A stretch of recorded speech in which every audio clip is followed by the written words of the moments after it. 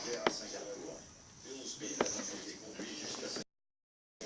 Le navire japonais a été torpillé par un sous-marin américain. Un sous-marin américain, ça? Oui, oui. Il y avait 772 soldats alliés sur ce navire. 560 sont morts noyés ou bien pochés par la torpille. Et il a survécu, et son chapeau aussi. C'est incroyable. La guerre peut être cruelle et chaotique. Pendant la Seconde Guerre mondiale, des centaines de milliers de soldats ont été tués accidentellement par leur propre camp. Le fait que ce chapeau ait une histoire lui donne de la valeur. C'est tout à fait le genre d'histoire qui me passionne. Est-ce que la photo est rendue avec le chapeau? Oui, oui. Vous avez un chiffre en tête pour ces deux objets? J'avais pensé à 400 dollars australiens. Ça fait 200 livres. Pas la peine de discuter. Merci beaucoup, ça me va. C'est un vrai morceau d'histoire. Quel superbe chapeau. Et quelle histoire incroyable. Ça aurait été un manque de respect envers Bill de marchand. Et puis c'est un prix raisonnable. Qu'est-ce que vous avez là derrière? Oui. C'est un couteau de combat. Ce n'est pas un couteau de combat britannique. C'est une copie américaine. On appelle ce couteau des Raiders. Le poignard Raider est utilisé par le corps des Marines américains et les forces spéciales. 14 000 poignards Raider ont été produits, mais il reste très peu de modèles authentiques en circulation. Parfois, le fourreau vaut plus cher que le couteau. Vous aviez un chiffre en tête? Comme vous l'avez dit, il est fourni avec le fourreau. C'est rare de trouver les deux ensemble. Je pensais à 200 dollars, vous en dites quoi? 200 dollars australiens, ça fait environ 100 livres. Je ne peux pas vous payer une telle somme. Je pensais que 200 dollars, c'était un peu correct. Laissez-moi finir. Ce n'est pas assez cher. Je ne suis pas venu ici pour me faire des amis et puis les voler. Ce truc vaut bien plus que ça. 500 dollars, ça me paraît plus raisonnable. 500 dollars, c'est ce que je suis prêt à vous donner. 500, c'est parfait, d'accord. Super. Je suis vraiment ravi de mon achat. Une bonne négociation, c'est quand les deux parties sont satisfaites. Et Tim a l'air d'avoir le sourire. La boisson était bonne, mais je commence à m'inquiéter. Je n'ai pas de nouvelles des jumeaux depuis des heures. Salut. Tu as trouvé le temps? On a cherché partout. Écoute, il a prévu une fanfare et tout un soin pour l'arrivée du temple. Je vais avoir l'air d'un guignol si je me plains de son temps.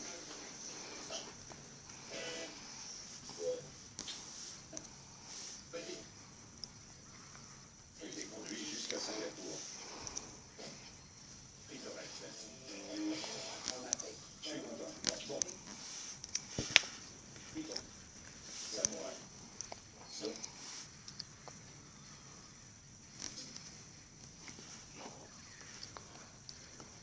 J'ai toujours voulu venir en Australie, depuis des années. Ça me rappelle la côte anglaise. Ça joue un rôle stratégique. Par l'histoire.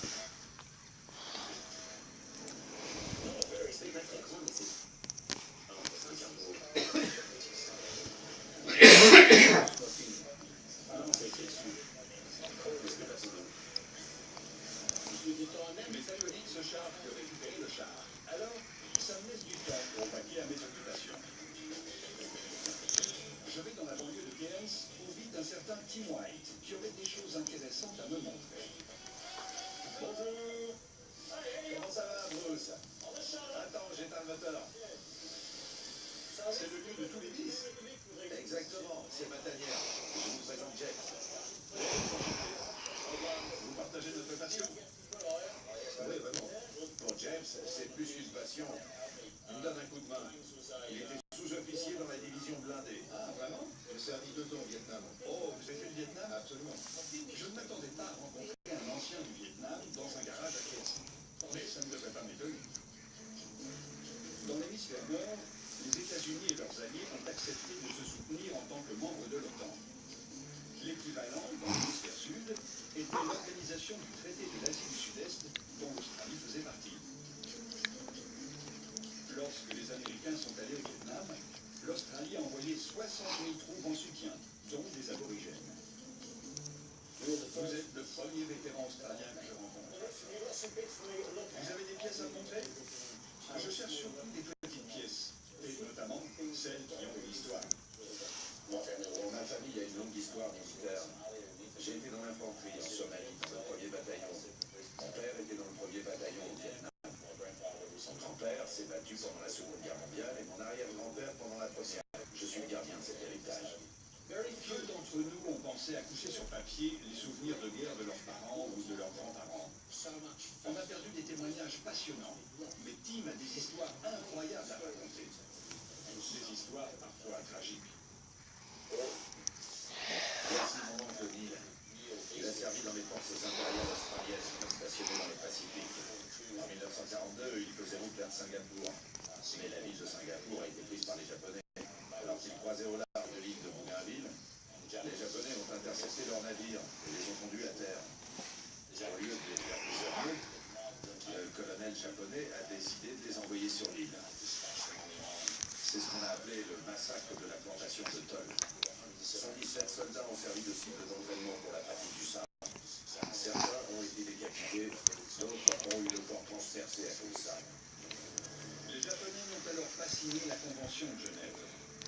Entre leurs mains, près d'un prisonnier de guerre sur 3 meurt victime de la violence, de la privation de nourriture ou encore des travaux forcés. Malgré leur passé, les sabres japonais de la Seconde Guerre mondiale sont des objets très recherchés. Ils sont souvent découpés et magnifiquement ornés. Voici un sabre de samouraï. Heureusement, il ne s'agit pas de celui qui a servi à tuer son grand-oncle. Comme vous le savez sûrement, les officiers japonais possédaient tous un sabre. Pour la plupart d'entre eux, ce sabre était un héritage familial. Certains sabres remarquables ont été utilisés au cours de la guerre. Mais là, il s'agit d'un sabre d'officier produit à la chaîne. Soyez très prudents. Les sabres japonais sont très recherchés et il existe de nombreuses contrefaçons produites en Australie et revendues à des filailles américains. Celui-ci est 100% authentique. Il possède une lame en acier à grain fin, une gravure originale et il pas écrit « fabriqué en Australie » sur le manche. Quelle somme vous en demandez? Zeb, tu es vieux et sage. Ça fait un moment que tu es dans le métier. Qu'est-ce que t'en penses? Je dirais $3 500 australiens. $3 500, ça fait environ 1750 €. Je trouve ça un peu cher pour être honnête. Je n'irai pas au-dessus de $2500. $2500. 2500, ça me semble abondé. Je vous laisse pour 3000. J'ai cru que vous aviez accepté pour $2500. 3000. 2750. C'est un geste. 3000 et je vous l'emballe dans du papier bulle. Pour 3000, je le prends à 3000. Bon sang, ces Australiens sont durs en affaires, mais ça reste un prix correct. Je suis content. Bon, vous avez autre chose à me proposer? C'est ce chapeau. C'est un modèle standard de l'armée australienne. Regardez-moi ça. D'accord. Vous voulez bien tenir ça? Il y a une bande de tissu. Ce chapeau mou s'appelle un slouch hat.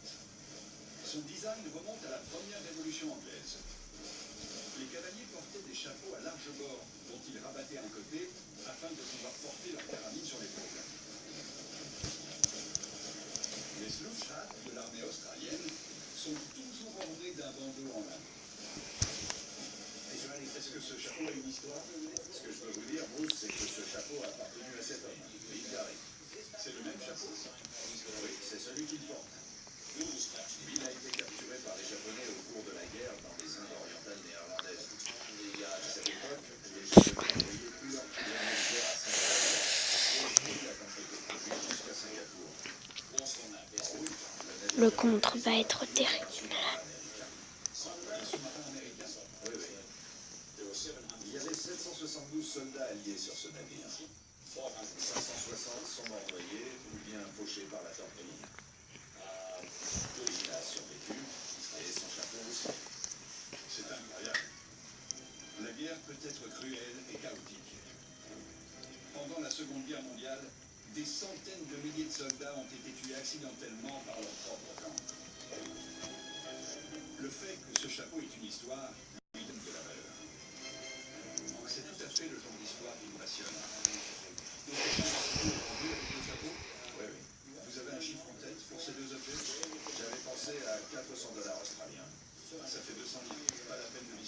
Merci beaucoup, ça me va. C'est un vrai morceau d'histoire. Quel superbe chapeau et quelle histoire incroyable. Ça aurait été un manque de respect envers Bill de Marchandé. Et puis c'est un prix raisonnable. Qu'est-ce que vous avez là derrière? Oui. C'est un couteau de combat. Ce n'est pas un couteau de combat. Barbare d'élite. Copie américaine. On appelle ces couteaux des poignards Raider. Le poignard Raider était utilisé par le corps des Marines américains et les forces spéciales. 14 000 poignards Raider ont été produits, mais il reste très peu de modèles authentiques en circulation. Parfois, le fourreau vaut plus cher que le couteau. Vous aviez un chiffre en tête? Comme vous l'avez dit, il est fourni avec le fourreau. C'est rare de trouver les deux ensemble. On dit que je pensais à $200. 200 $ australiens, ça fait environ 100 livres. Je ne peux pas vous payer une telle somme. Je pensais que 200 $ c'était un prix correct. Laissez-moi finir. Ce n'est pas assez cher. Je ne suis pas venu ici pour me faire des amis et puis les voler. Ce truc vaut bien plus que ça. 500 $, ça me paraît plus raisonnable. 500 $, c'est ce que je suis prêt à vous donner. 500, c'est parfait, d'accord? Super. Je suis vraiment ravi de mon achat. Une bonne négociation, c'est quand les deux parties sont satisfaites. Et Tim a l'air d'avoir le sourire. La boisson était bonne, mais je commence à m'inquiéter. Je n'ai pas de nouvelles des jumeaux depuis des heures. Salut. Bruce. Tu as retrouvé le temps? Pas encore. On l'a cherché partout. Écoute, il a prévu une fanfare et tout un point pour l'arrivée du tank. Je vais avoir l'air d'un guignol s'il me pointe sans temps. Je comprends, mais il est forcément quelque part. Un tank, ça ne disparaît pas comme ça. Je t'appelle dès que j'ai du nouveau. D'accord, à plus. Ouais, ça s'est bien passé. Je le savais. Il y a 6 à 10. 6 à 10. Je ne peux pas y aller, c'est fermé. Est-ce qu'il est forcément quelque part par là? Pendant que les jumeaux continuent leurs recherches, je retrouve mon nouveau meilleur ami, Tim Wright. Il a décidé de m'emmener dans un endroit hors des sentiers battus qui a joué un rôle important durant la Seconde Guerre mondiale. On a parfois du mal à se rendre compte, mais il faut réussir à remonter 60 ans en arrière. À l'époque, il n'y avait pas de risque. Cairns bénéficie d'un climat tropical. Et qui dit climat tropical dit forêt tropicale. Direction la jungle de Folkscape en territoire aborigène. Impossible de se rendre ici sans une escorte et un guide aborigène.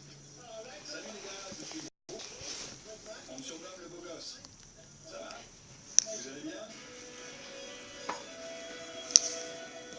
C'est Mont Saint-Michel.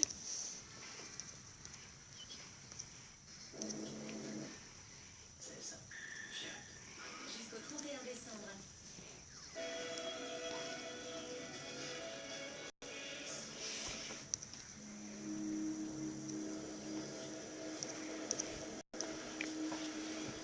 Les gars pensent que je suis le premier Britannique à me rendre dans cet endroit reculé. Plus on s'enfonce dans la forêt, et plus le terrain devient accidenté. Vous descendez le temps que je passe. D'après Tim, Folkscape a joué un rôle important pour la défense des côtes australiennes. C'est là que se trouvait la plaque tournante sur laquelle étaient installés les fusils. À l'arrière, c'est là qu'ils conservaient leurs munitions. C'est vraiment des... En 1942, les Japonais semblent sur le point d'envahir l'Australie. Mais pour assujettir un pays,